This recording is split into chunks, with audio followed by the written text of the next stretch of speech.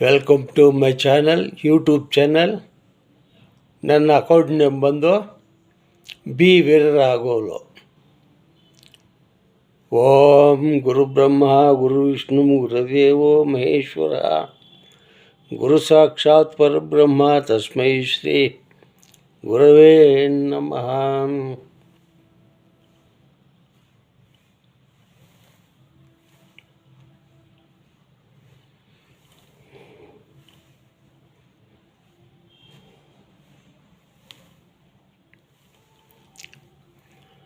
ಮೊಟ್ಟ ಮೊದಲಿಗೆ ನನ್ನ ಗುರುಗಳಾದಂಥ ಅಚಲ ಗುರು ಬಾಗಲೂರು ಪುಟ್ಟಪ್ಪ ಸ್ವಾಮಿ ಪಾದ ಪದ್ಮಗಳಿಗೆ ಒಂದು ಸಿತ್ತ, ಹಾಗೂ ಅವರ ಗುರುಗಳಾದಂಥ ಅಚಲ ಗುರು ಅಲ್ಸೂರಿ ಶಿವಶೆಟ್ಟಾರ್ಯ ಸ್ವಾಮಿ ಪಾದ ಪದ್ಮಗಳಿಗೆ ಒಂದು ಸಿತ್ತ, ಹಾಗೂ ಅವರ ಗುರುಗಳಾದಂಥ ಎಲ್ಲ ಯಾರು ಅಚಲ ಗುರು ಎಲ್ಲ ಯಾರು ಸ್ವಾಮಿ ಪಾದ ಪದ್ಮಗಳಿಗೆ ಒಂದು ಸುತ್ತ ಈ ಒಂದು ಪ್ರವಚನವನ್ನು ಪ್ರಾರಂಭ ಮಾಡ್ತಾಯಿದ್ದೀನಿ.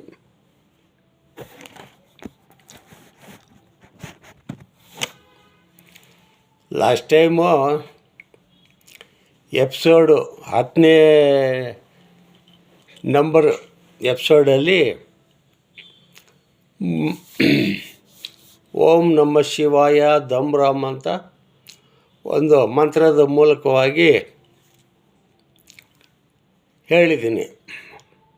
ಬಟ್ ಆ ಮಂತ್ರನ ನಮ್ಮಲ್ಲಿ ಯಾವ ರೀತಿ ಐತೆ ಅಂತ ಭಕ್ತಾದಿಗಳು ತಿಳ್ಕೋಬೇಕು. ಎಲ್ಲ ಜೀವರಾಶಿಗಳಲ್ಲಿ 7 ಚಕ್ರಗಳು ಇದ್ದೇ ಇರ್ತವೆ.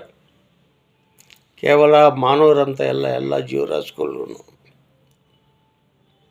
ಅಲ್ಲಿ ಓಂ ನಮಃ ಶಿವಾಯ ದಮ್ ರಾಮ್ ಎನ್ನುವ ಮಂತ್ರ ಇದು ಶಿವ ಅಷ್ಟಾಕ್ಷರಿ ಮಹಾಮಂತ್ರ. ಈ ಓಂಕಾರ ಅನ್ನೋ ಬೀಜಾಕ್ಷರ ನಮ್ಮಲ್ಲಿ ಎಲ್ಲಿರ್ತದೆ ಅಂದರೆ ಮೂಲಾಧಾರ ಚಕ್ರದಲ್ಲಿ ಇರುತ್ತೆ. ನಾನು ಬೀಜಾಕ್ಷರ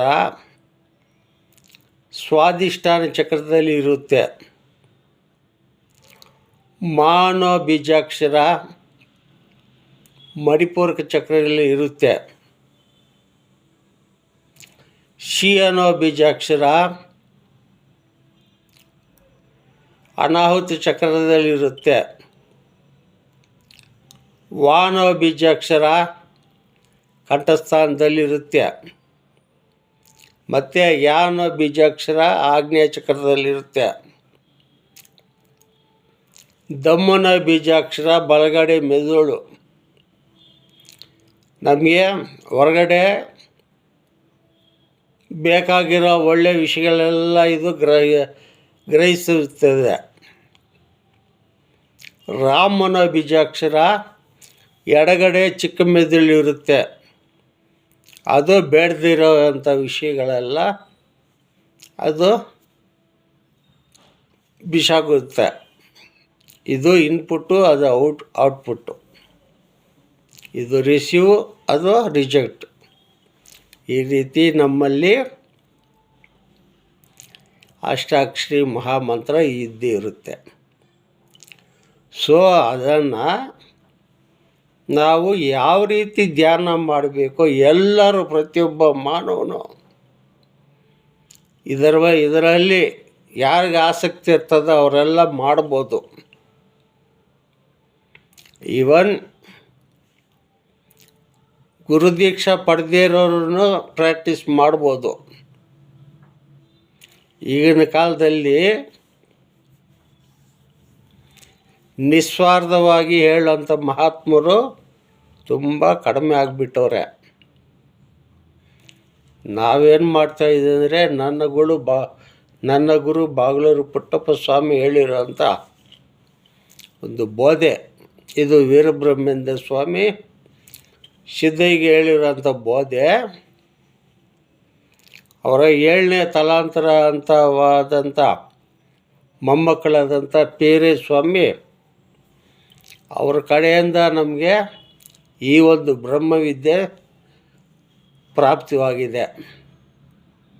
ಸೊ ಅವರು ನಮ್ಮ ಗುರುಗಳು ತುಂಬ ಸ್ನೇಹಿತರು ಆಗಿನ ಕಾಲಕ್ಕೆ, ಯಾವಾಗ ಒಂದು 45-50 ವರ್ಷ ಹಿಂದ್ಗಡೆ. ಸೊ ಇದು ನಾನು ಯಾವ ಬುಕ್ಕಲ್ಲಿ ಬರ್ಕೊಂಡಿಲ್ಲ. ಆವಾಗ ನಾನೇನು ಕಲ್ತಿದ್ದೀನೋ ಅದನ್ನೇ ನಿಮ್ಮ ಮುಂದೆ ಇಡ್ತಾಯಿದ್ದೀನಿ. ಸೊ ಮೊಟ್ಟ ಮೊದಲನೆಯಾಗಿ ರೇಚಕಪೂರ್ವಕ ಇದು ಪ್ರಾಣಾಯಾಮ. ರೇಚಕಪೂರ್ವಕ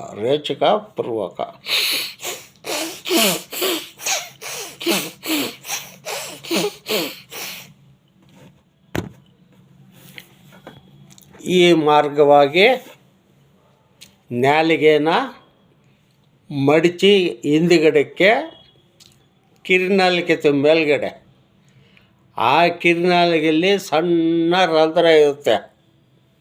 ಅದು ದೊಡ್ಡದಾಗೋದಕ್ಕೆ ನಾವು ಈ ರೇಚಕಪೂರ್ವಕನ ಅಭ್ಯಾಸ ಮಾಡಿಸೋದು ಶಿಷ್ಯರಿಗೆ.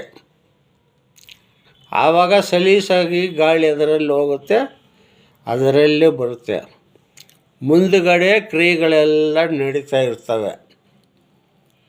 ನಮ್ಮ ಬ್ಯಾಕ್ ಬೋನ್ ಏನಿದೆಯೋ ಬೆನ್ನೆಲುಬು, ಅದರಲ್ಲಿ ಕೂದಲಿಗಿಂತ ಸಣ್ಣದಾಗಿರುತ್ತೆ. ಇದು ಈಡನಾಡಿ, ಪಿಂಗಲ ನಾಡಿ. ಎಡಗಡೆಯಿಂದ ಬಂದು ಹೋಗೋದಂಥ ಒಂದು ನಾಡಿ ಈಡನಾಡಿ, ಬಲಗಡೆಯಿಂದ ಬಂದು ಹೋಗೋದು ಗಾಳಿ ಪಿಂಗಲ ನಾಡಿ. ಎರಡು ಸೇರುವಂಥ ಒಂದು ಸ್ಥಳ ಏನೈತೆ ಇದೆಯೋ ಅದು ಸುಷುಮ್ನ ನಾಡಿ. ಅದು ಕಾಲಿನ ಹೆಬ್ಬೆರಳಿಂದ ಬಲಗಡೆಯಿಂದ ಪ್ರಾರಂಭ ಆಗುತ್ತೆ ಪಿಂಗಲ ನಾಡಿ. ಎಡಗಡೆಯಿಂದ ಹೆಬ್ಬೆರಳಿಂದ ಈಡ ನಾಡಿ ಅದು ಪ್ರಾರಂಭ ಆಗಿ ಮೂಲಾಧಾರ ಚಕ್ರಕ್ಕೆ ಬಂದು ಅಟ್ಯಾಚ್ ಆಗುತ್ತೆ. ಅಲ್ಲಿಂದ 3 ನಾಡಿಗಳು ಪ್ರಯಾಣ ಮಾಡಿ ಈ ಆಗ್ನೇಯ ಚಕ್ರಕ್ಕೆ ಬಂದು ಸೇರ್ತಾ.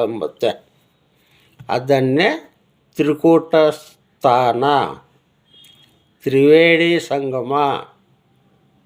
ಮಹಾತ್ಮರು ಋಷಿಗಳೆಲ್ಲ ಈ ರೀತಿ ಬೋಧನೆ ಮಾಡಿಕೊಂಡು ಬಂದವರೇ ನಮ್ಗೆ. ಅಲ್ಲೂ ಐತೆ ಕಾಶಿ ಹತ್ರ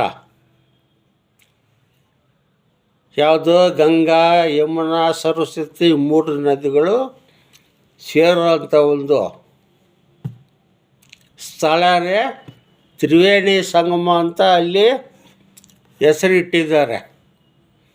ಬಟ್ ನಮ್ಮ ಶರೀರದಲ್ಲಿ ಈ ರೀತಿ ಸಂಬಂಧ ಇರೋದ್ರಿಂದ ಇಲ್ಲಿ ತ್ರಿವೇಣಿ ಸಂಗಮ ಅಂತ ಮಹಾತ್ಮರು ನಮಗೆ ಆ ಕಾಲದಲ್ಲೆಲ್ಲ ನಮಗೆ ಹೇಳ್ತಾ ಇದ್ದಾರೆ.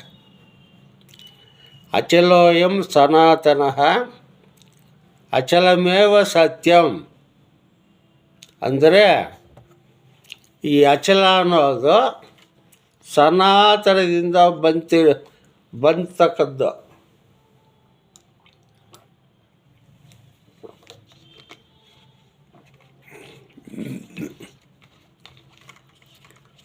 ಅಚಲಮೇವ ಸತ್ಯಂ ಅಂದರೆ ಅಂಥ ಅಚಲವಾದಂಥ ಪರಿಪೂರ್ಣ ಬ್ರಹ್ಮ ಏನಿದೆಯೋ ಅದೇ ಸತ್ಯ. ಅದೊಂದು ಬಿಟ್ಟರೆ ಇನ್ಯಾವುದೂ ಇಲ್ಲ. ಎಲ್ಲ ಸುಳ್ಳೇ. ಜಗತ್ತು ಸುಳ್ಳು, ನೀನು ಸುಳ್ಳು, ನಾನು ಸುಳ್ಳು. ಆಗ ಜೀವಾತ್ಮನಿಗೆ ಹುಟ್ಟು ಸಾವುಗಳೈತೆ, ಚೆನ್ನಾಗಿ ಎಲ್ಲರೂ ತಿಳ್ಕೋಬೇಕು. ಪರಮಾತ್ಮನಿಗೆ ಹುಟ್ಟು ಇಲ್ಲ, ಸಾವು ಇಲ್ಲ. ಆತನು ಹುಟ್ಟೋದಿಲ್ಲ, ಸಾಯೋದಿಲ್ಲ. ಅದನ್ನೇ ಅಚಲ ಅನ್ನೋದು. ಅದು ಪ್ರಪಂಚ ಇಡೀ ಎಲ್ಲ ಜಾಗದಲ್ಲಿ ಆವರಿಸ್ಕೊಂಡ್ಬಿಟ್ಟೈತೆ. ಒಂದು ಸೂಜಿ ಕೆಳಗಡೆ ಇಕ್ಕಿದ್ರೆ ಎಷ್ಟು ಜಾಗ ಇದೆಯೋ ಆ ಜಾಗದಲ್ಲಿನೂ ವ್ಯಾಪಿಸ್ಕೊಂಬಿಟ್ಟಿದೆ ಅಂತ ಒಂದು ಅಚಲ. ಇದು ನಾವು ಪರಮ ಗುರುಗಳ ಮುಖಾಂತರವಾಗಿ ಚೆನ್ನಾಗಿ ಬೋಧೆ ಅರ್ಥ ಮಾಡ್ಕೋಬೇಕು.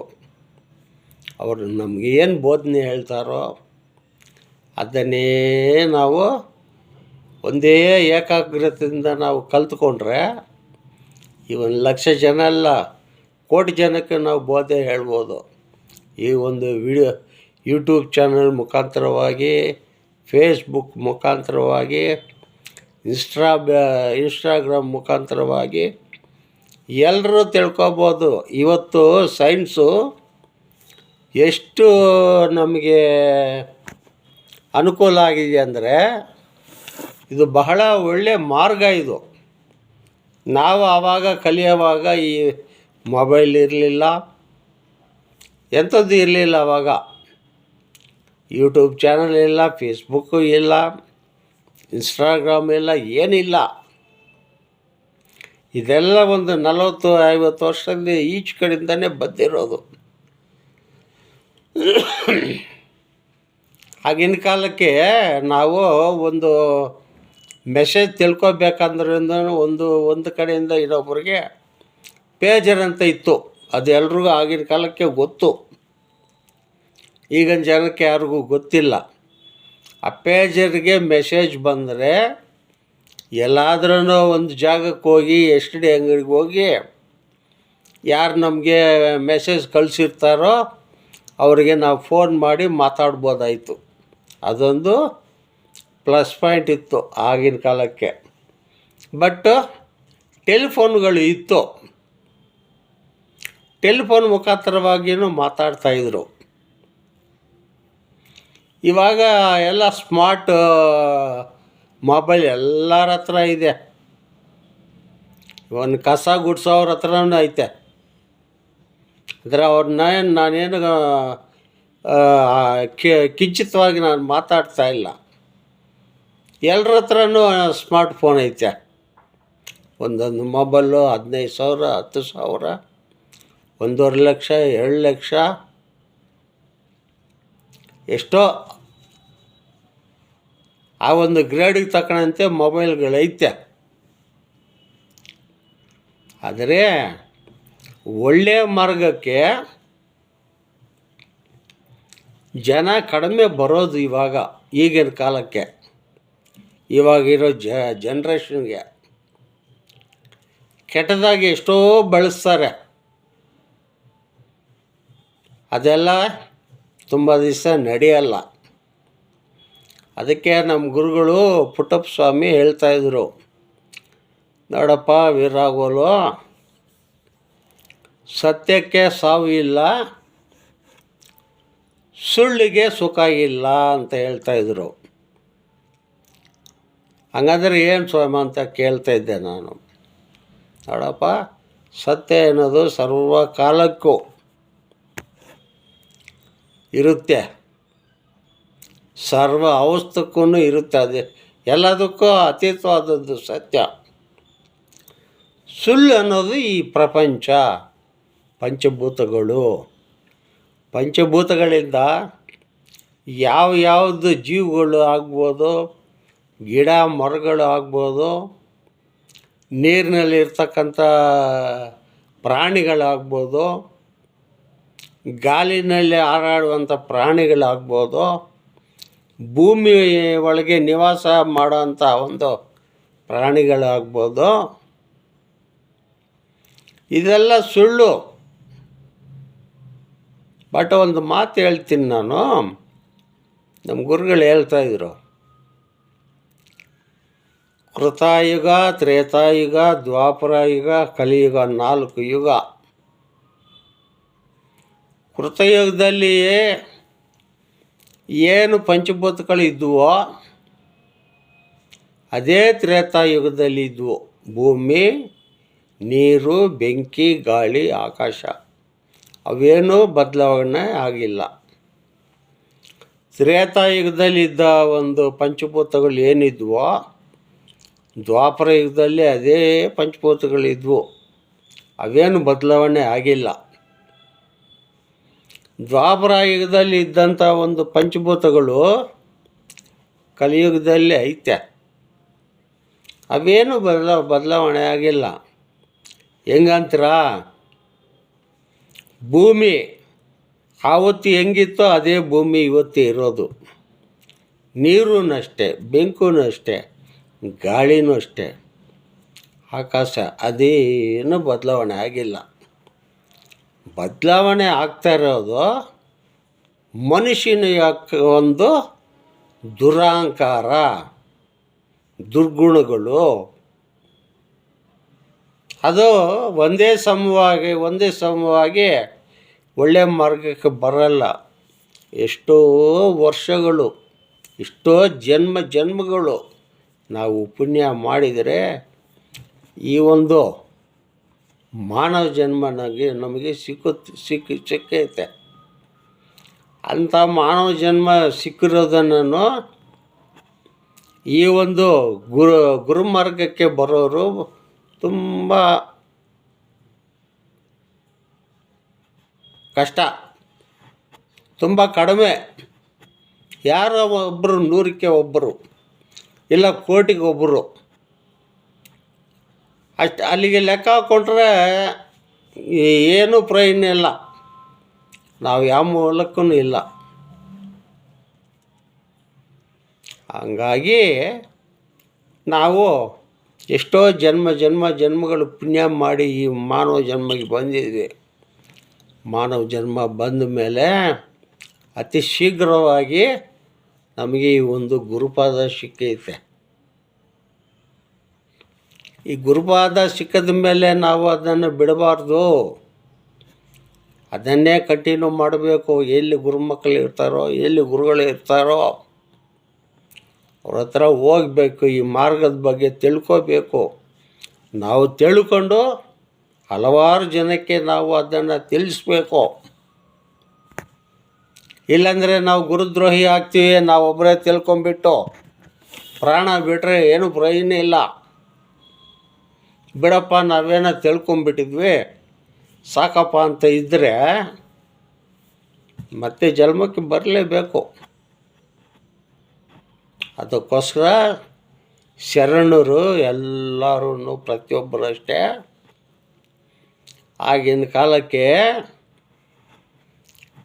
ಬಸವಣ್ಣ ಸ್ವಾಮಿನ, ರಾಘವೇಂದ್ರ ಸ್ವಾಮಿನ, ಕನಕದಾಸರನ್ನ, ಸರ್ವಜ್ಞ ಮೂರ್ತಿಗಳನ್ನ, ಸಂತತರು ವೀರಬ್ರಹ್ಮೇಂದ್ರ ಸ್ವಾಮಿನ, ಯೋಗಿ ವ್ಯಾಮಣ್ಣ ಅವರು, ಎಷ್ಟೋ ಲಕ್ಷಾಂತರ ಜನ ಇದ್ದಾರೆ.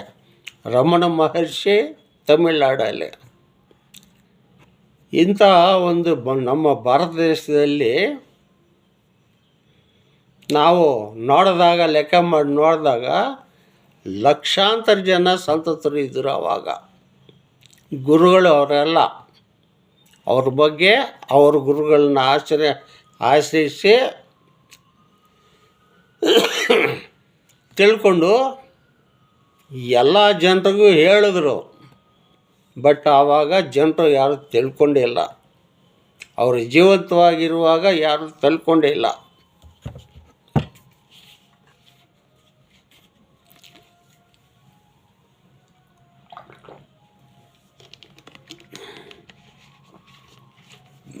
ಅವರು ಜೀವಂತವಾಗಿರುವಾಗ ಯಾರು ತಿಳ್ಕೊಂಡಿಲ್ಲ.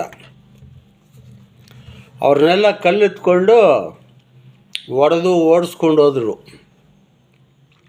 ಇನ್ನು ನೀವು ಯಾವ ಲೆಕ್ಕ ಸ್ವಾಮಿ? ಅವರೆಲ್ಲ ಸಿದ್ಧಿಪುರುಷರು ನೋಡಿ. ವೀರಬ್ರಹ್ಮೇಂದ್ರ ಸ್ವಾಮಿ ಆವಾಗ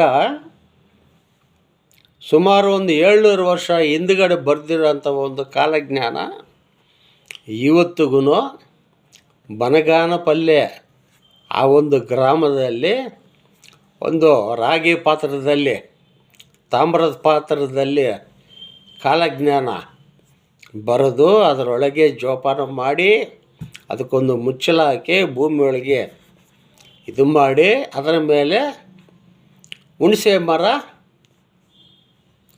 ಸ್ಥಾಪನೆ ಮಾಡಿದ್ರು.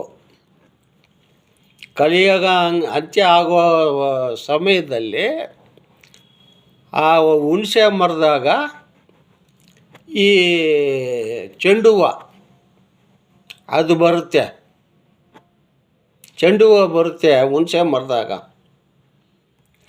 ಇದೆಲ್ಲ ನಡೀತಾ ಇದೆ. ನಮಗೆ ಕಾಲಜ್ಞಾನ ಬರೆದಿರೋದು ಆಗಿನ ಕಾಲದಿಂದ ಈ ಕಲಿಯುಗ ಅಂತ್ಯ ಆಗೋರ ತನಕ ವೀರಬ್ರಹ್ಮೇಂದ್ರ ಸ್ವಾಮಿ ಒಬ್ಬರೇ. ಅದಾದ ಮೇಲೆ ಯೋಗಿ ವೇಮಣ್ಣವರು ವೇದಾಂತದ ಬಗ್ಗೆ ಎಲ್ಲ ಪರಿಪೂರ್ಣವಾಗಿ ಹೇಳಿದ್ದಾರೆ. ನೆಕ್ಸ್ಟು ಕೈವಾರ ತಾತಯ್ಯನವರು,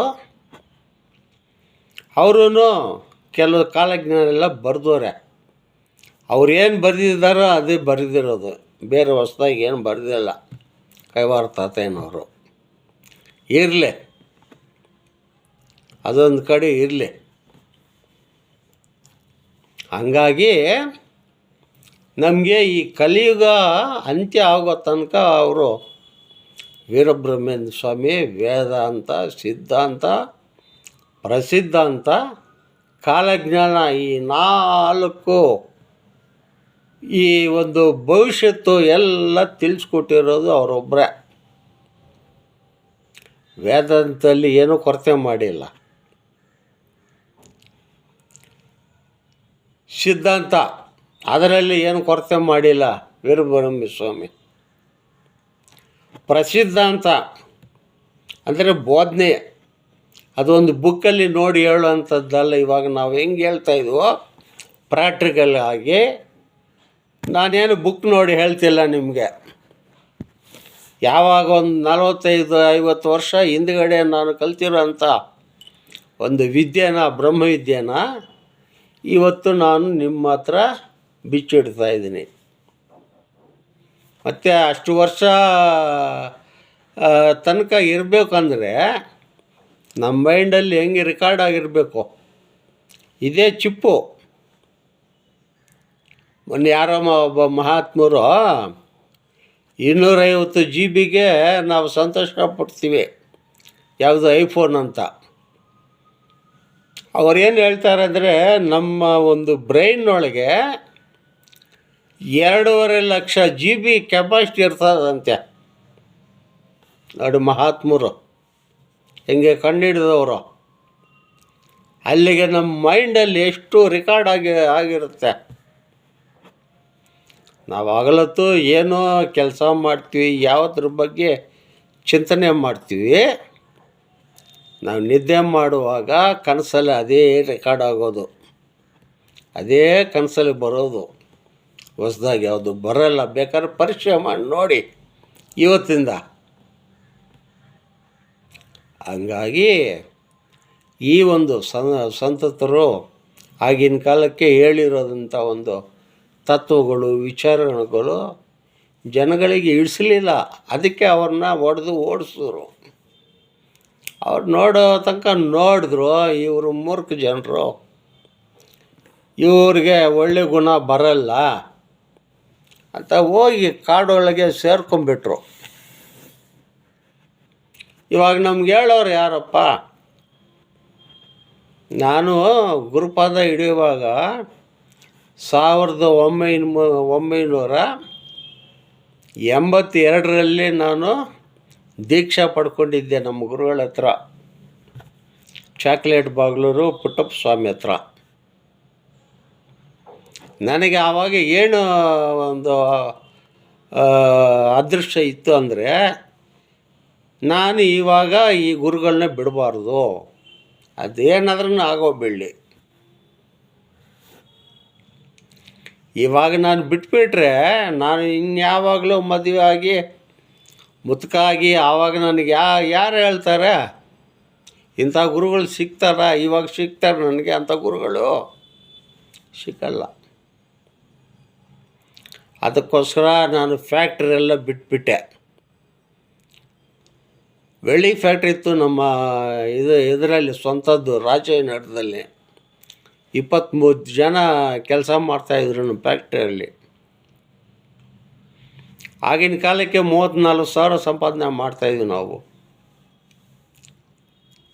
ಲೆಕ್ಕ ಮಾಡಿ. ಅಂಥ ಸಂಪಾದನೆ ಬೇಡ.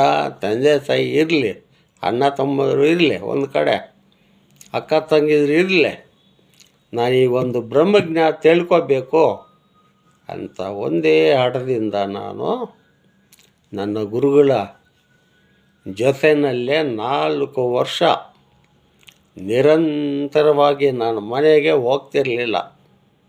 ಸತ್ಯವಾಗಲೂ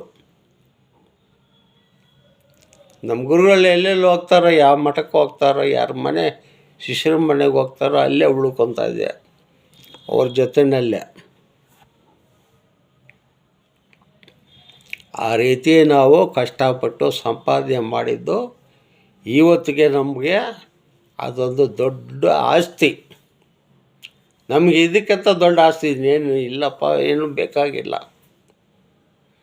ಬಡವನಾದ್ರೂ ಅಷ್ಟು ಊಟಕ್ಕೆ ಅಷ್ಟು ಕಷ್ಟಪಟ್ಟು ಕೆಲಸ ಮಾಡೋದು, ಕೋಟೀಶ್ವರನಾದ್ರೂ ಅಷ್ಟು ಊಟಕ್ಕೆ ಕಷ್ಟಪಡೋದು. ಇನ್ನು ದುಡ್ಡಿದೆ ಅಂತ ಚಿನ್ನ ವಜ್ರಗಳು ಇವೆಲ್ಲ ತಿನ್ನೋಕ್ಕಾಗತ್ತಾ ನಾವು?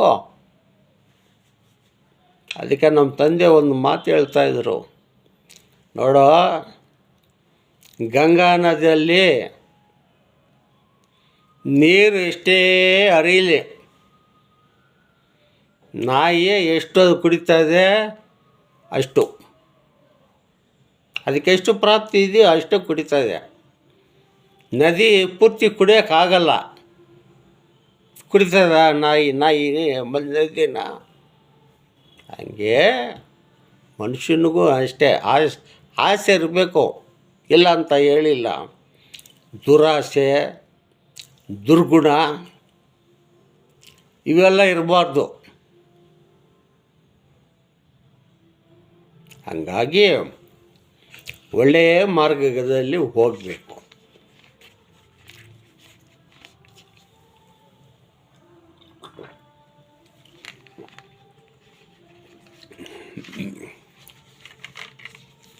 ಈ ಒಂದು ಜಗತ್ತಿನಲ್ಲಿ ನಾವು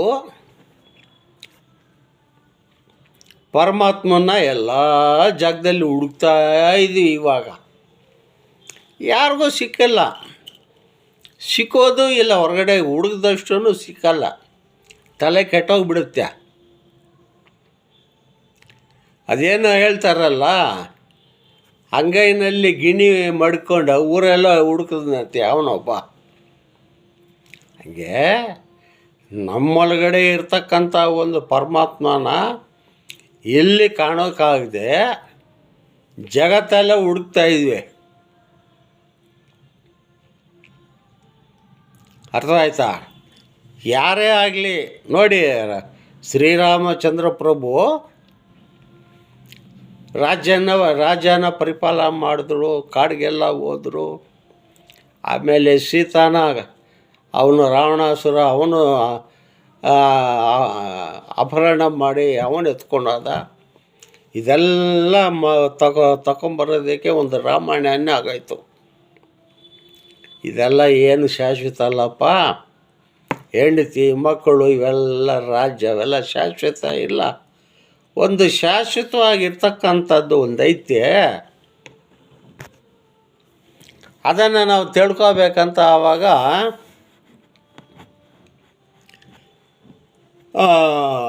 ಅವರನ್ನು ಗುರುಗಳನ್ನ ಆಶ್ರಯಿಸಿದರು. ಅವರು ಗುರುಗಳನ್ನ ಆಶ್ರಯಿಸಿ ವೇದಾಂತದ ಬಗ್ಗೆ ಅವರು ತಿಳ್ಕೊಂಡ ಮೇಲೆ ಅವರು ಜನ್ಮರಾಹಿತ್ಯ ಪಟ್ಕೊಂಡ್ರು. ಅವರು ಇನ್ನು ಹುಟ್ಟೋದು ಇಲ್ಲ, ಸಾಯೋದಿಲ್ಲ ಅಂತ ಒಂದು ಅಚಲ ಪರಿಪೂರ್ಣದಲ್ಲಿ ಐಕ್ಯ ಆಗಿಬಿಟ್ರು. ಅವರು ಶರೀರದಲ್ಲಿ ಇದ್ದಾಗನೇ. ಇದು ಎಲ್ರಿಗೂ ಬೋಧೆ ಅರ್ಥವಾಗಲ್ಲ. ಯಾರು ತನ್ನ ಗುರುಗಳಿಂದ ಅಚಲ ಪರಿಪೂರ್ಣ ಬೋಧೆ ತಿಳ್ಕೊಂಡಿರ್ತಾರೋ ಅಂಥವ್ರಿಗೆ ಮಾತ್ರ ಅರ್ಥ ಆಗುತ್ತೆ.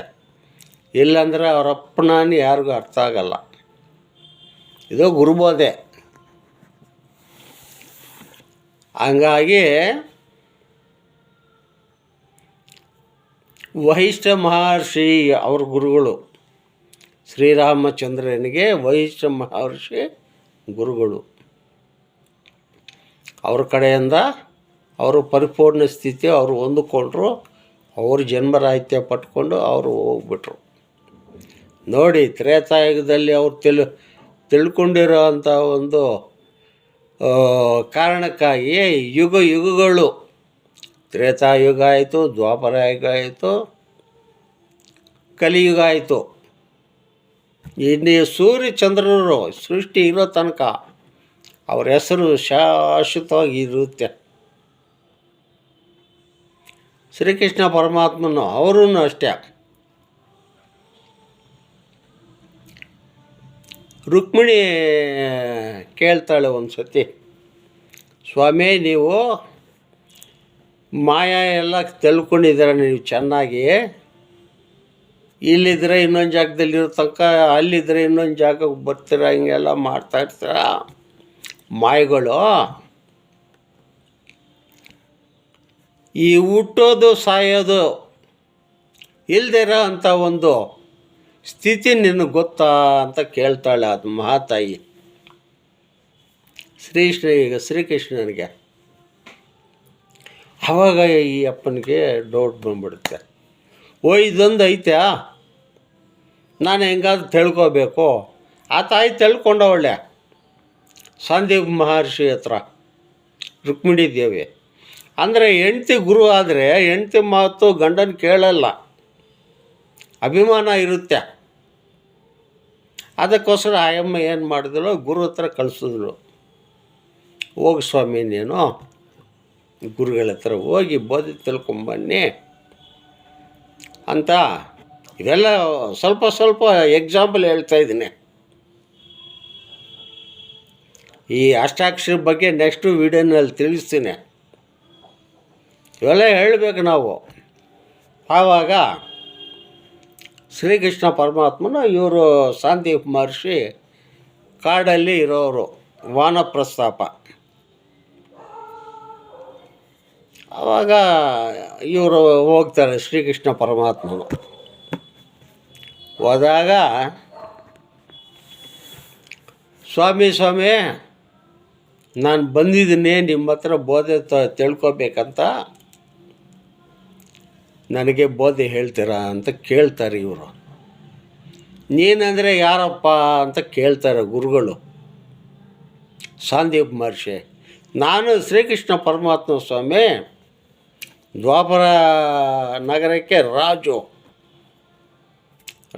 ನಾನು ಬಂದಿದ್ದೀನಿ ನಿಮ್ಮ ಆಶ್ರಮದ ಹತ್ರ ಅಂತ ಇವರು ಹೇಳ್ತಾರೆ.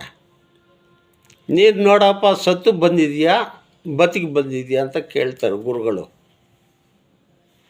ಅಪ್ಪ ಇದು ಹೆಂಗಾಯ್ತಪ್ಪ, ಸತ್ತೋದ್ರೆ ಯಾರು ಬರೋಕ್ಕಾಗತ್ತಾ? ಹೆಣನೇ ಎತ್ತಿ ಬಿಸಾಕ್ತಾರೆ.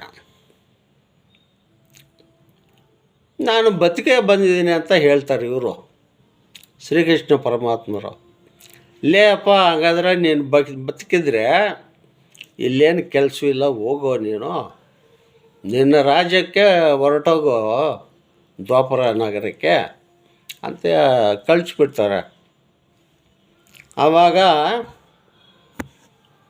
ಇವರು ವಾಪಸ್ ಬರ್ತಾರೆ ಶ್ರೀಕೃಷ್ಣ ಪರಮಾತ್ಮರು. ಆವಾಗ ರುಕ್ಮಿಣಿ ದೇವಿನ ಈ ಥರ ಎಲ್ಲ ಆಯಿತು ದೇವಿ, ಈ ಥರ ಕೇಳಿದ್ರು, ನಾನು ಬದುಕೆ ಬಂದಿದ್ದೀನಿ ಅಂತ ಹೇಳಿದ್ದೀನಿ ಅಂತ ಹೇಳಿದಾಗ, ಅಯ್ಯೋ ಸ್ವಾಮಿ ನಾನು ಇದು ಹೇಳೋದು ಮರ್ತೇ ಬಿಟ್ಟೆ. ನೋಡಿ ಇವಾಗ ಮತ್ತೆ ಹೋಗಿ ಗುರುಗಳ ಹತ್ರ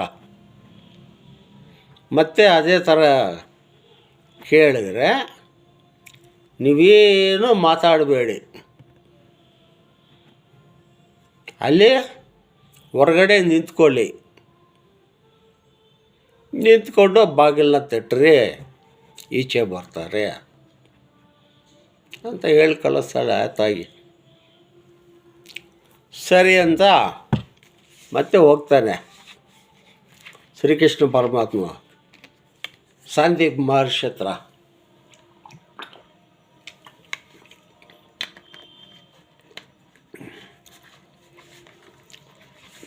ಹೋದಾಗ ಏನಪ್ಪ ಮತ್ತೆ ಇವಾಗೇನು ಸತ್ತು ಬಂದಿದೆಯಾ ಬದುಕಿ ಬಂದಿದೆಯಾ ಅಂತ ಕೇಳ್ತಾರೆ. ಮಾತೇ ಇಲ್ಲ. ಸತ್ತು ಬಂದಿದ್ದೀನಿ ಅಂದರೆ ತಪ್ಪಾಗತ್ತೆ, ಬದುಕಿ ಬಂದಿದ್ದೀನಿ ಅಂದ್ರೇನು ತಪ್ಪಾಗತ್ತೆ. ಅದಕ್ಕೆ ಮೌನವಾಗಿದ್ದಾನೆ, ಏನು ಮಾತು. ಸರಿ ಆಯ್ತಪ್ಪ ಬಾ ಒಳಗೆ ಅಂತ ಕರ್ಕೊಂಡೋಗಿ ಒಂದು ಚಾಪೆ ಮೇಲೆ ಕೂತಿರಿಸಿ ಅಷ್ಟಾಕ್ಷರಿ ಮಹಾಮಂತ್ರನ, ಹಂಸ ಪಂಚಾಕ್ಷರಿ ಮಹಾಮಂತ್ರನ ಬರೆದು ಅದರ ಮೇಲೆ ಒಂದು ಪಂಚೆ ಹಾಕಿ ಮಂತ್ರೋಪದೇಶ ಹೇಳ್ತಾರೆ ಗುರುಗಳು. ಆಗ ಒಂದೇ ದಿವಸಕ್ಕೆ ನೀವು ನಂಬ್ತಿರೋ ಬಿಡ್ತಿರೋ ಆವಕ್ಕೆ ಸಾಂಖ್ಯ ಯೋಗ, ತಾರಕ ಯೋಗ, ಅಮನಸ್ಕ ಯೋಗ, ಕುಂಡಲಿ ಯೋಗ, ಸಚ್ಚಿದಾನಂದ ಯೋಗ, ಅಚಲ ಪರಿಪೂರ್ಣ ಸದ್ಬೋಧವರೆಗೆ 6 ಹಂತಗಳು ಒಬ್ಬರು ಶ್ರೀಕೃಷ್ಣ ಪರಮಾತ್ಮ ಒಬ್ಬರೇ ಒಂದೇ ದಿವಸಕ್ಕೆ ಕಲ್ತಿರೋದು, ಅವರೊಬ್ಬರೇ. ಇನ್ನು ಯಾರು ಆ ಥರ ಕಲ್ತಿರೋರು ಯಾರು ಇಲ್ಲ ನಮ್ಮ ಅಚಲ ಸಂಪ್ರದಾಯದಲ್ಲಿ. ಆವಾಗ ಸ್ವಾಮಿ ಇಷ್ಟೆಲ್ಲ ಐತೆ ಇದರಲ್ಲಿ, ನಾನು ಏನೋ ಹುಡುಗಾಟಕ್ಕೆ ಮಾಯಾ ಮಂತ್ರಗಳೆಲ್ಲ ಮಾಡಿಕೊಂಡು ನಾನೇ ದೊಡ್ಡವನಂತ ತಿಳ್ಕೊಂಡಿದ್ದೀನಿ. ಬಟ್ ನೋಡೋಕೆ ಹೋದರೆ ಇದು ಹುಟ್ಟು ಇಲ್ಲ ಸಾವು ಇಲ್ಲ ಅಂಥದ್ದು ಈ ಪರಬ್ರಹ್ಮ ಸ್ವರೂಪ. ಸಾಕು ಸ್ವಾಮಿ, ನಿಮ್ಮ ಪಾದ ಅನುಗ್ರಹದಿಂದ ನನಗೆ ಒಂದು ಭಾಗ್ಯ ಸಿಕ್ಕೈತೆ ಅಂತ ಆ ಪರಮಾತ್ಮ, ರಾಮರು, ಕೃಷ್ಣರು, ಆ ಒಂದು ಯೋಗಿ ವೇಮಣ್ಣವರು, ಶಿವರಾಮ ದೀಕ್ಷಿತರು, ಎಷ್ಟೋ ಮಹಾತ್ಮರಿದ್ದಾರೆ ನಮ್ಮ ಈ ಒಂದು ಭಾರತ ದೇಶದಲ್ಲಿ. ನಮ್ಮ ಭಾರತ ದೇಶ ಬಿಟ್ಟರೆ ಗುರುಗಳು ಯಾರೂ ಇಲ್ಲ ಹೊರಗಡೆ ದೇಶದಲ್ಲಿ. ಬೇಕಾದ್ರೆ ನಾನು ಚಾಲೆಂಜ್ ಮಾಡ್ತೀನಿ, ಯಾರಿದ್ರೆ ತೋರಿಸಿ. ಯಾರು ಇಲ್ಲ. ಪರಮಾತ್ಮರನ್ನ ದರ್ಶನ ಮಾಡಿಕೊಂಡವರು ಎಷ್ಟೋ ಜನ ಇದ್ದಾರೆ ನಮ್ಮ ಭಾರತ ದೇಶದಲ್ಲಿ. ಕನಕದಾಸರು ಅವರು ಆ ಒಂದು ಕೃಷ್ಣನ್ನೇ ದರ್ಶನ ಪಡ್ಕೊಂಡ್ರು. ಅವರು ಪೂರ್ವದಲ್ಲಿ ಇರ್ತಕ್ಕಂಥ ಒಂದು ದೇವರನ್ನ, ಕೃಷ್ಣನ ಪಶ್ಚಿಮ ದಿಕ್ಕಕ್ಕೆ ಬರೋ ತನಕ ಅವರು ಪ್ರಾರ್ಥನೆ ಮಾಡಿದ್ರು. ಆಗಿನ ಕಾಲ ಹಂಗಿತ್ತು ಭಕ್ತಿ. ಇವಾಗ ಗುರುಗಳು ಹೇಳೋ ಬೋಧೆ ಸ್ವಲ್ಪ ಇಷ್ಟು ತಿಳ್ಕೊಂಬಿಟ್ಟು 4 ಅಕ್ಷರ ಬರೆದು ನಾನೇ ಗುರು ಆಗಿಬಿಟ್ಟಿದ್ದೀನಿ ಅಂತ ಹೇಳ್ಕೊಂಡು ತಿರುಗೋರು ಎಷ್ಟೋ ಜನ ಇದ್ದಾರೆ. ಅದಕ್ಕೆ ಹೇಳ್ತಾರೆ, ಗುರುವಿಗೆ ಗುಟುಕು ನೀಳು, ಶಿಷ್ಯುಡಿಕೆ ಎಳ್ನೇರು ಅಂತ ಹೇಳೋರೆ. ಇದು ಹೆಂಗಾಯ್ತಂದ್ರೆ, ಈ ಕತೆ ಒಂದು ಅರಣ್ಯದ ಹತ್ರ ಹೋಗ್ತಾ ಇರ್ತಾರೆ ಗುರು ಶಿಷ್ಯರಿಬ್ಬರು. ಗುರುಗೆ ದಾಹ ಆಗಿಬಿಡ್ತದೆ. ಶಿಷ್ಯ ಇದ್ದಾನಲ್ಲ, ಅಪ್ಪ ಎಲ್ಲಾದ್ರೂ ಹೋಗಿ ಒಂದು ಎಳ್ನೀರು ಹೊಡ್ಕೊಂಬಪ್ಪ, ತುಂಬ ದಾಹ ಆಗ್ತಾಯಿದೆ, ಪ್ರಾಣ ಹೋಗೋ ಥರ ಇದೆ ಅಂತ ಅವರು ಶಿಷ್ಯರನ್ನ ಕಳಿಸ್ತಾರೆ. ಈ ಅಪ್ಪ ಏನು ಮಾಡ್ತಾನೆ, ಹೋಗ್ಬಿಟ್ಟು ತೆಂಗಿನ ಮರದ ಹತ್ರ ಹೋಗಿ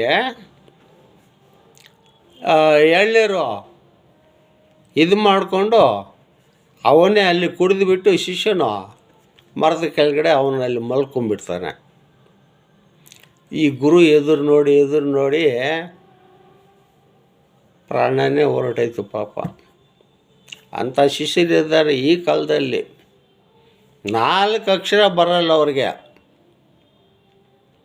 ಓ ನಾನೇ ದೊಡ್ಡ ಗುರು, ನನಗೆ ಎಲ್ಲ ಗೊತ್ತು, ನಮ್ಮ ಗುರುಗಳಿಗೇನು ಗೊತ್ತಿಲ್ಲ, ಅವ್ರಿಗೆ ನಾನೇ ಹೇಳಿದ್ದು ಅಂತ ಹೇಳಿ ತಿರ್ಕೊಂಡವ್ರವರು ಎಷ್ಟೋ ಜನ ಇದ್ದಾರೆ.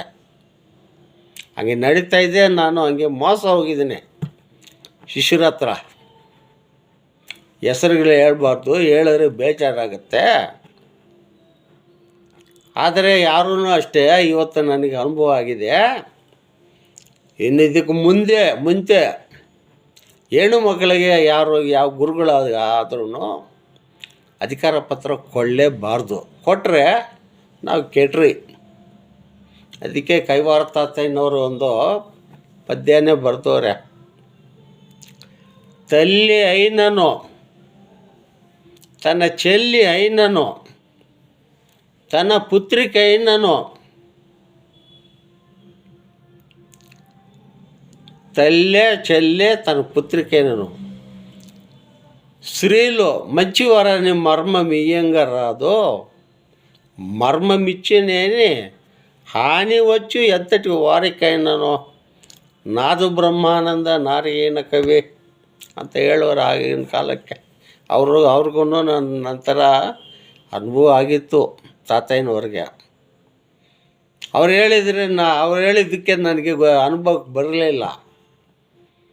ನನ್ನ ಜೀವಮಾನದಲ್ಲೇ ಒಬ್ಬಳು ಹೆಣ್ಣು ಮಗಳಿಗೆ ಅಧಿಕಾರ ಪತ್ರ ಕೊಟ್ಟಿದ್ದೀನಿ. ನಾನು ಎಲ್ಲ ವಿದ್ಯೆ ಕಲಿಸಿ ಸಾಂಖ್ಯ, ತಾರಕ, ಮನಸ್ಕ, ಕುಂಡಲಿ ಯೋಗ, ಸಚ್ಚಿತಾನಂದ, ಅಚಲ ಪರಿಪೂರ್ಣ ಹೇಳಿ ಅವರಿಗೆ ಅಧಿಕಾರ ಪತ್ರ ಕೊಟ್ಟಿದ್ದೀನಿ. ಕೊಟ್ಟರೆ ಏನು ಪ್ರಯೋಜನ? ಕಂಡವ್ರ ಮಠಕ್ಕೆ ಹೋಗೋದು, ಅಲ್ಲಿ ಓಡಾಡೋದು, ಅಲ್ಲಿ ಅವ್ರ ದೊಡ್ಡ ಸ್ಥಾನ ಎಲ್ಲ ಹೇಳ್ಕೊಂಡು ತಿರುಗೋದು ಈ ಕಥೆಗಳೇ. ನಮ್ಮ ಗುರುಗಳು ಇಂಥವ್ರೆ. ಅವ್ರು ಇರೋ ತನಕ ನಾವು ತಾಳ್ಮೆಯಾಗಿರೋಣ, ಅವ್ರಿಗೆ ಸೇವೆ ಮಾಡೋಣ. ಅವ್ರಿಗೂ ವಯಸ್ಸಾಗಿದೆ ಅನ್ನೋ ಒಂದು ಅಭಿಪ್ರಾಯ ಇಲ್ಲ. ಎಲ್ಲಿ ಕಲ್ಲು ಹಾಕ್ತಾರೆ ಅಲ್ಲೆಲ್ಲ ಓಡೋಗೋದು, ಕಂಡವ್ರ ಜೊತೆನೆಲ್ಲ ಹೋಗಿ ಸುತ್ತೋದು, ಇದಾ ಗುರುಸೇವೆ ಮಾಡೋದು ಶಿಷ್ಯರು. ಹಂಗಾಗಿ ಎಷ್ಟೋ ಜನ ಇದ್ದಾರೆ. ಗುರುದ್ರೋಹಿಕ್ಕೆ ಹೊಚ್ಚು ಗುಂಡೆ ನೊಪ್ಪಿ ಅಂತ ಹೇಳೋರೆ ತಾತಯ್ಯನವರು. ಯಾರು ಗುರುದ್ರೋಹ ಮಾಡ್ತಾರೋ ಅವ್ರಿಗೆ ಎದೆ ನೋವು ಬರ್ತದಂತೆ. ಇದನ್ನು ನಾನು ಹೇಳಿರೋ ಅಂಥ ಮಾತಿಲ್ಲ, ಕೈವಾರ ತಾತಯ್ಯನವರು ಹೇಳಿರೋಂಥ ಒಂದು ವಾಕ್ಯ. ಅಂದರೆ ಗುರು ಹೇಳಿದ್ದನ್ನು ಅನುಸರಿಸಬೇಕು, ಅದನ್ನು ಪಾಲನೆ ಮಾಡಬೇಕು. ಗುರುಗೆ ಗೊತ್ತಿಲ್ಲದಿರೋವಂಥ ಜಾಗಕ್ಕೆಲ್ಲ ಹೋಗೋದು, ಪೂಜೆಗಳಿಗೆ ಬರೋದು, ಹೇಳಬೇಕು ಗುರುಗಳಿಗೆ, ನಾನು ಇಂಥ ಜಾಗಕ್ಕೆ ಹೋಗ್ತೇನೆ ಸ್ವಾಮಿ, ಬರ್ತೀರಾ ನೀವು ಅಂತ ಒಂದು ಮಾತು ಹೇಳಬೇಕು. ಅಥವಾ ಇವ್ರು ಹೋದರೆ ನನಗೇನು ಗೊತ್ತಿಲ್ಲದೆ ಇರಲ್ಲ. ಅಲ್ಲಿರೋಂಥ ಗುರುಗಳೆಲ್ಲ ನನಗೆ ಬೆಂಗಳೂರಲ್ಲೇ ಎಲ್ಲ ಕಡೆ ಗುರುಗಳು ಶಿಷ್ಯರು ಎಲ್ಲ ನನಗೆ ಚೆನ್ನಾಗಿ ಗೊತ್ತು. ಅವರು ಹೇಳ್ತಾರೆ ನಿಮ್ಮ ಶಿಷ್ಯರೆಲ್ಲ ಬಂದಿರಪ್ಪ ಅಂತ. ಆಯ್ತು ಇರಲಿ ಅಂತ ನಾನು ಕೇಳೋಕೆ ಹೋಗಲ್ಲ. ಅವ್ರಿಗೆ ಅನುಭವ ಆದಾಗ ಆವಾಗ ಅವ್ರಿಗೆ ಅವಮಾನ ಆಗುತ್ತೆ. ಅಂದರೆ ನಾನು ಆ ಥರ ಇಲ್ಲ. ನನ್ನ ಯಾರಾದರೂ ಇನ್ವೈಟ್ ಮಾಡಿದ್ರೆ ಮೊಟ್ಟ ಮೊದಲು ನನ್ನ ಶಿಷ್ಯರಿಗೆ ಎಲ್ಲರಿಗೂ ಹೇಳ್ತೀನಿ, ಈ ರೀತಿ ಇಂಥ ತಾರೀಕು ಐತಿ ಪೂಜೆ ಇಂಥದ್ದು ಜಾಗದಲ್ಲಿ ಬನ್ನಿ ಅಂತ ಹೇಳ್ತೀನಿ. ಅವ್ರಿಗೆ ಹೇಳಿದೆ ನಾನು ಎಲ್ಲೂ ಹೋಗಲ್ಲ. ಬೇಕಾದ್ರೆ ಕೇಳ್ಕೊಳ್ಳಿ, ನಮ್ಮ ಶಿಷ್ಯನ ಕೇಳ್ಕೊಳ್ರಿ. ಹಂಗೆ ನಾವು ಚಾಕ್ಲೇಟು ಬಾಗ್ಲೂರಲ್ಲಿ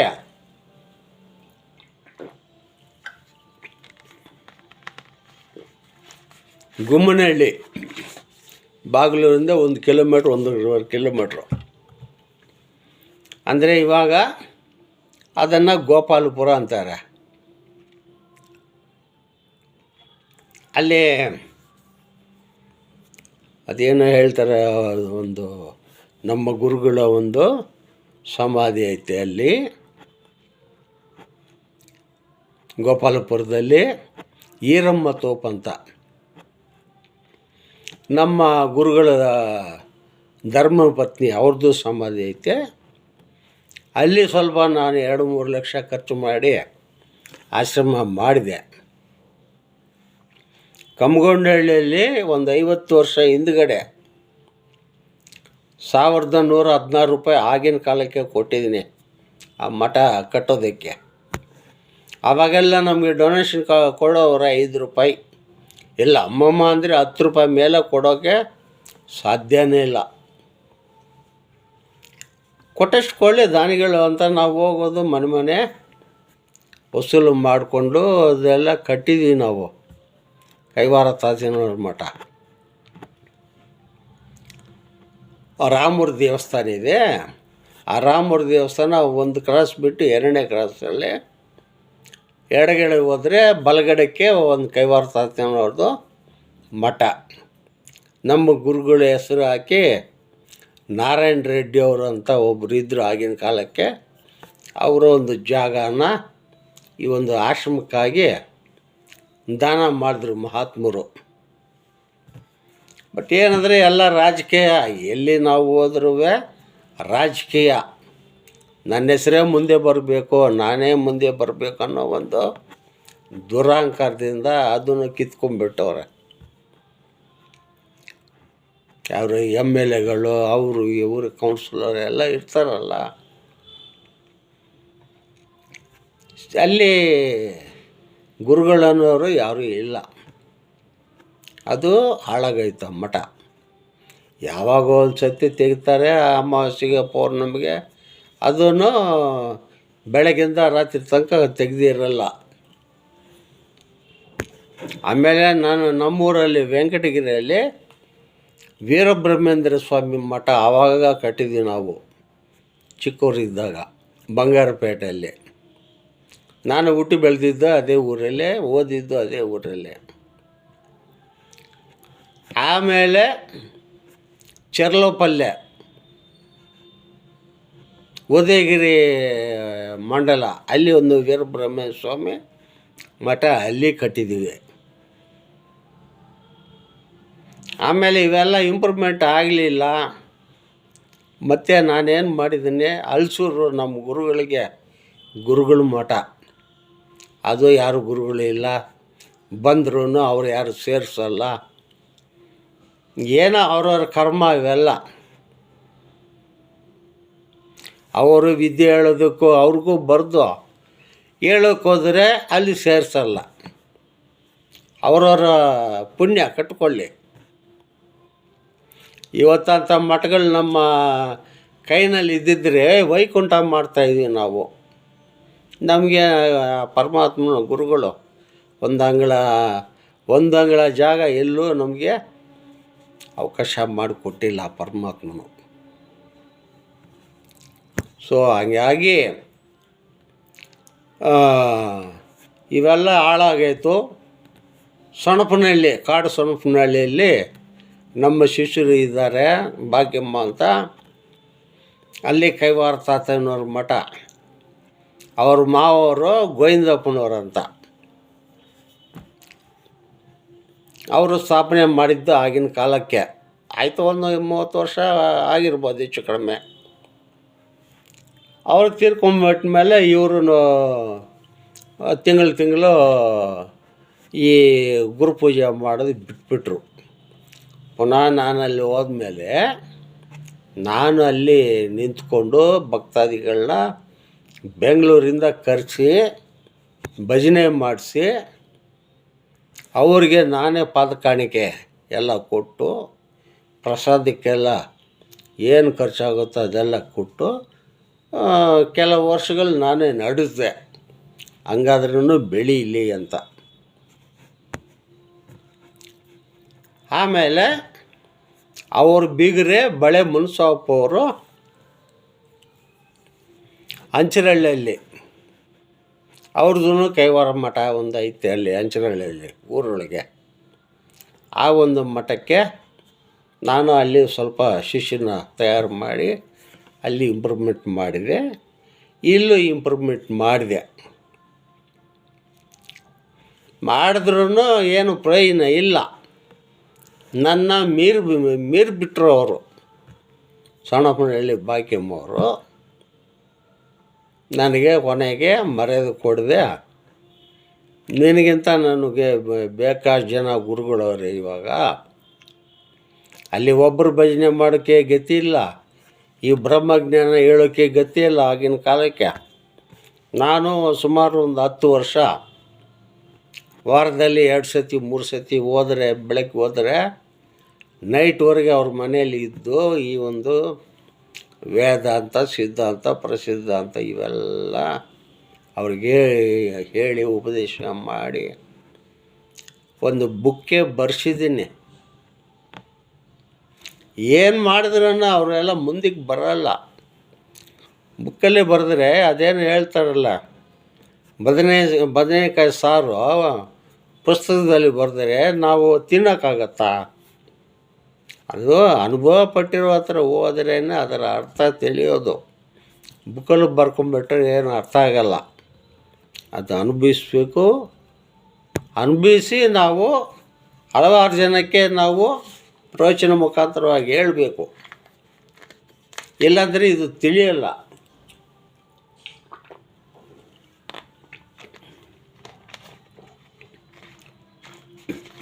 ಇವಾಗ ಹತ್ರ ಈ ಪ್ರವಚನ ಸ್ಟಾರ್ಟ್ ಮಾಡಿ 1 ಮುಕ್ಕಾಲು ಆಗಿರ್ಬೋದು. ಈ 1 ಮುಕ್ಕಾಲು ನಾನೇನೋ ಬುಕ್ಕಲ್ಲಿ ನೋಡಿ ಹೇಳ್ತಾಯಿದ್ದೆ. ನಾನು ನಿಮಗೆ ಯೋಚನೆ ಮಾಡಿರಿ, ಇದು ಬುಕ್ಕಲ್ಲಿ ನೋಡಿ ಹೇಳೋದಲ್ಲ. ಈ ಒಂದು ಪುಸ್ತಕ ಅನ್ನೋದೈತೆ, ಶರೀರ ಅನ್ನೋ ಒಂದು ಪುಸ್ತಕ. ಇದನ್ನು ಯಾವಾಗ ನಾನು ವಿಚಾರಣೆ ಮಾಡಿದನ ನನ್ನ ಗುರುಗಳ ಪಾದಾಣೆ, ಇನ್ನು ಇದು ಬದಲಾವಣೆ ಆಗಲ್ಲ. ಇಲ್ಲ, ಇದೇನು ಚಿಪ್ ಇದೆಯೋ ಬ್ರೈನ್ ಅನ್ನೋ ಚಿಪ್ಪಲ್ಲಿ ಡೌನ್ಲೋಡ್ ಆಗಿಬಿಟ್ಟಿರುತ್ತೆ. ನಾನು ಸತ್ತೋದ್ರೂ ಶಾಶ್ವತವಾಗಿ ಉಳ್ಕೊಂಬಿಡ್ತದೆ. ಶರೀರ ಹೋಗ್ಬೋದು ಅಂದರೆ ಈ ಬೋಧನೆ ಮಾಡಿರೋದು ಯೂಟ್ಯೂಬ್ ಚಾನಲಲ್ಲಾಗಲಿ, ಫೇಸ್ಬುಕ್ಕಲ್ಲಾಗಲಿ, ಇನ್ಸ್ಟಾಗ್ರಾಮ್ ಆಗಲಿ, ಕೆಲವು ಶಿಷ್ಯರು ಎಲ್ಲ ಫಾಲೋವರ್ಸ್ ಇರ್ತಾರೆ. ಅವರಲ್ಲಿ ಇದ್ದೇ ಇರ್ತದೆ ಈ ಒಂದು ಬ್ರಹ್ಮಜ್ಞಾನ. ಇದೇ ನಮಗೆ ಸಾಕ್ಷಿ. ನಾವು ನಿಜವಾಗಿ ಗುರುಸೇವೆ ಮಾಡಿದ್ದಕ್ಕೆ ಸಾಕ್ಷಿ ಏನಂದರೆ ಇದೇನೆ. ಆದ್ದರಿಂದ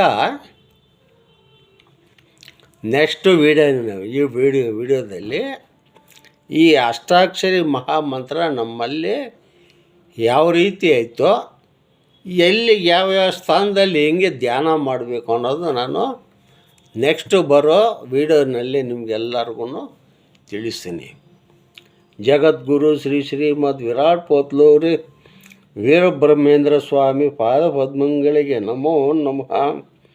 ಜಗದ್ಗುರು ಶ್ರೀ ಶ್ರೀಮದ್ ವಿರಾಟ್ ಪೋತ್ಲೂರಿ ವೀರಬ್ರಹ್ಮೇಂದ್ರ ಸ್ವಾಮಿ ಪಾದಪದ್ಮಗಳಿಗೆ ನಮೋ ನಮಃ. ಯೋಗಿ ವೇಮನ ಸ್ವಾಮಿ ಪಾದಪದ್ಮಗಳಿಗೆ ನಮೋ ನಮಃ. ಕೈವಾರಂ ತಾತಯ್ಯ ಪಾದಪದ್ಮಗಳಿಗೆ ನಮೋ ನಮಃ. ಗೋವಿಂದಮ್ಮ ತಲ್ಲಿ ಪಾದಪದ್ಮಗಳಿಗೆ ನಮೋ ನಮಃ. ಈಶ್ವರಿ ತಾಯಿ ಪಾದಪದ್ಮಗಳಿಗೆ ನಮೋ ನಮಃ. ಸಿದ್ಧಗುರು ಸ್ವಾಮಿ ಪಾದಪದ್ಮಗಳಿಗೆ ನಮೋ ನಮಃ. ಪೆದ್ದಪೀರೆ ಸ್ವಾಮಿ ಪಾದಪದ್ಮಗಳಿಗೆ ನಮೋ ನಮಃ. ಬಾಲಸಿದ್ಧಗುರು ಸ್ವಾಮಿ ಪಾದಪದ್ಮಗಳಿಗೆ ನಮೋ ನಮಃ. ವೀರಯ್ಯ ಸ್ವಾಮಿ ಪಾದಪದ್ಮಗಳಿಗೆ ನಮೋ ನಮಃ. ಲಕ್ಷ್ಮೀಶ್ವರಯ್ಯ ಸ್ವಾಮಿ ಪಾದಪದ್ಮಗಳಿಗೆ ನಮೋ ನಮಃ. ರಾಮಕೃಷ್ಣಪ್ಪ ಸ್ವಾಮಿ ಪಾದಪದ್ಮಗಳಿಗೆ ನಮೋ ನಮಃ. ಬಾಗಲೂರು ಅಚಲಗುರು ಪುಟ್ಟಪ್ಪ ಸ್ವಾಮಿ ಪಾದಪದ್ಮಗಳಿಗೆ ನಮೋ ನಮಃ. ಸರ್ವೇ ಜನ ಸುಖಿನೋ ಭವತು. ಈ ಒಂದು ವಿಡಿಯೋ ನೋಡೋರಿಗೆಲ್ಲ ಆಯುಷು, ಆರೋಗ್ಯ, ಸಕಲ ಸಂಪತ್ತುಗಳೆಲ್ಲ ಆ ಸದ್ಗುರುನಾಥನು ಕೊಟ್ಟು ಈ ಒಂದು ಬ್ರಹ್ಮ ವಿದ್ಯೆಯನ್ನು ಏನಿದೆಯೋ ಎಲ್ಲರಿಗೂ ಲಭ್ಯವಾಗಲಿ ಅಂತ ಈ ಒಂದು ವಿಡಿಯೋ ಮಾಡಿದ್ದೀನಿ. ಈ ಒಂದು ಯೂಟ್ಯೂಬ್ ಚಾನಲ್ಲು, ಫೇಸ್ಬುಕ್ಕು, ಇನ್ಸ್ಟಾಗ್ರಾಮಲ್ಲಿ ಅಪ್ಲೋಡ್ ಮಾಡ್ತೀನಿ. ಇದನ್ನು ನೋಡಿ ಎಲ್ಲರೂ ತಿಳ್ಕೊಳ್ಳಿ. ಈ ಒಂದು ಜನ್ಮ ಬಿಟ್ಟರೆ ನೆಕ್ಸ್ಟ್ ಬರೋಲ್ಲ. ಮಾನವ ಜನ್ಮ ಮತ್ತೆ ಸಿಕ್ಕಲ್ಲ ನಮಗೆ. ಇನ್ನು ಯಾವುದಕ್ಕಾಗ್ತಾನೋ, ನಾಯಿಯಾಗಿ ಹುಡ್ತೀವೋ, ಹಂದಿಯಾಗಿ ಹುಡ್ತೀವೋ, ಯಾವ ಜನ್ಮಕ್ಕೆ ಹೋಗ್ತೀವೋ ಆ ಪರಮಾತ್ಮನ ಯಾವುದಕ್ಕಾಗ್ತಾನೋ ನಮ್ಮನ್ನು, ಅದು ನಮ್ಮ ಕೈನಲ್ಲಿ ಇಲ್ಲ. ಆದರೆ ನಾವು ಇರುವಾಗಲೇ ಜನ್ಮರಾಹಿತ್ಯ ಪಡಬೇಕು. ಇದು ನನ್ನ ಗುರುಗಳ ಪಾದದಾಣೆ, ನಮಗೆ ಜನ್ಮರಾಹಿತ್ಯ ಆಗಿದೆ. ಧೈರ್ಯವಾಗಿ ಹೇಳ್ತಾಯಿದ್ದೀನಿ, ಧೈರ್ಯವಾಗಿ ಹೇಳ್ತಾಯಿದ್ದೀನಿ. ನಾನು ಗುರು ಪಾದದಾಣೆ, ನನಗೆ ಜನ್ಮರಾಹಿತ್ಯ ಆಗಿದೆ. ಈ ಒಂದು ಬೋಧೆ ಯಾರ್ಯಾರು ಕೇಳಿ ತಿಳ್ಕೊತಾರೋ ಅವ್ರಿಗೆಲ್ಲ ಜನ್ಮರಾಹಿತ್ಯ ಸಿಗುತ್ತೆ ಅಂತ ಹೇಳ್ತಾ ಈ ಒಂದು ಪ್ರವಚನವನ್ನು ಇಷ್ಟಕ್ಕೆ ಮುಕ್ತಾಯ ಮಾಡ್ತೀನಿ. ಹರಿ ಓಂ ಶಿವ ಓಂ ಗುರು ಓಂ ಶಾಂತಿ ಶಾಂತಿ ಶಾಂತಿ.